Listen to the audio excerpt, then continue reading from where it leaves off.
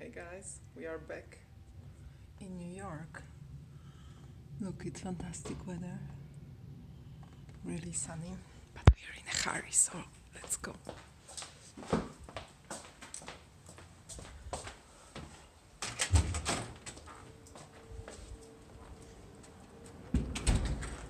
So, yesterday was President Day, so it was one of the very few American bank holidays.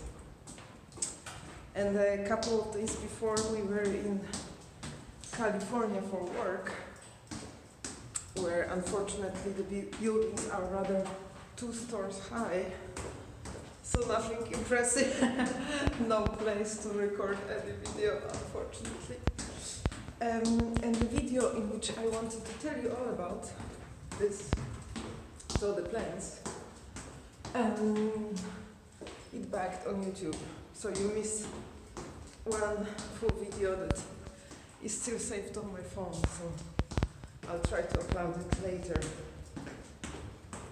So I was thinking about a lot of things, like to compare California to New York, and why I prefer New York. But something a bit crazy happened. So we went to a restaurant, and it was so funny that I thought I would share with you today. So I was also tempted to do a video about weirdest American jobs, but this is partly they overlap, so stay with me. So American restaurant experience is very, it's a bit different than European, also very different than Polish, but for different reasons.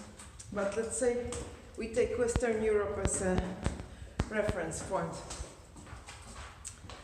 So, probably you already know, but everything in the US is, so all the prices are without tax. So there is a price, let's say something looks really round, it costs 99 cents, you have $1 in your pocket. This thing that is displayed as 99 cents is costing 99 cents. It will not cost you that much, it will cost you $1 something, $1.07 I think. Because tax is calculated only in the moment in which you buy something. So this is a little bit surprising. This surprises every European that goes. I think maybe not even European. Probably, I don't know if there's any other country that works like this. And I didn't look into historical, cultural reasons of this. But I'm a little bit tempted to think that this is a way of showing to population how, you know, like how they hate national state, right? So in Europe we don't doubt that the state should fulfill some functions for the society, like, I don't know, schooling system, roads, so public education, public health, stuff like this. In the US, US sort of historically grew as a country in opposition to state, which was for them a symbol of oppression. So I'm tempted to think that in a symbolic way, they want to show you how oppressed you are by adding tax, like how much is actually going to the state of what you pay, of your meal, for example, or whatever actually you buy. So, but this is surprising because I don't know if you know any other country that works like this. I would love to learn from you. So first of all, if you just want to choose a restaurant, depending on the price, it's your first time, to take a large margin on how much it's going to cost you. Because it's not only tax, that is something around, I think, 7-8% on food. There is also tip. Because remember, the waiters here, they are not paid. They are not paid. So the restaurants are putting a part of their normal business, running the business, on the customer in this very strange guilt feeling that everyone knows that they are not paid. So you are expected to pay them extra, depending on the service you got, of course.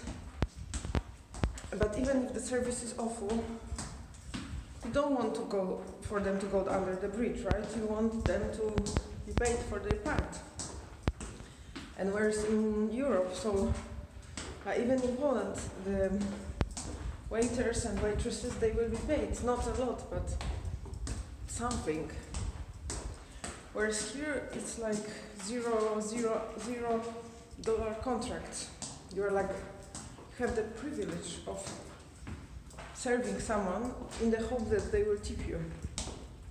So it's a really surprising system that leads to its own variations. It leads to its own repercussions. Because what does poor servers who are not getting paid, and they fully depend on your goodwill, if they will get paid this month or not, how much they will make. So they're all after you. So let's start with, let's say you found a restaurant that had a good note, that had a good ratings, that is in your neighborhood, and you want to have your dinner. So of course you enter the restaurant, there is someone whose job is just to seat you. So in Europe it will be the same person. Hi.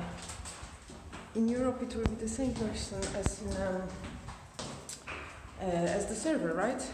You wouldn't usually have a different job of someone just to seat people or lead them to the table. But let's say it's not the weirdest. Then the server would come, and this is, again, this very weird, friendly, I'm your buddy type of relationship, in which they are very chatty, and you feel obliged to be chatty back. Because, they need to be your friend in 2 minutes. They need to become your friend in 2 minutes. Of course, so that they get paid relatively to what they did. But this is very stressful for socially awkward people to become friends in every single restaurant with the waitress. In 2 minutes, you didn't come there, or I didn't go there to make friends. I mean, making friends is fantastic, but not on empty stomach.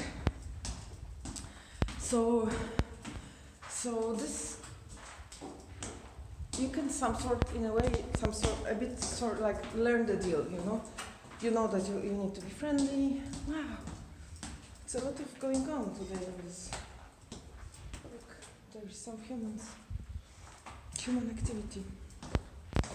Okay, so they are trying to be super friendly. They would talk to you, they would laugh, they would make jokes. It would be like when you meet someone new at the party and you need to mate very quickly. So there is this restaurant that we like that is not far from our place, where we made an error of coming twice, and the waitress recognized us. So the second time was a legit friendship, she remembered where I work. It's written on my credit card, but she remembered stuff like this. She referred to what we were discussing before. We were petrified. We were scared to death. Even we considered not going there anymore. are looking and checking if she's there. We were like, shit, we are going to talk to her. It's going to be very stressful. No, but so just this level of enthusiasm and this level of,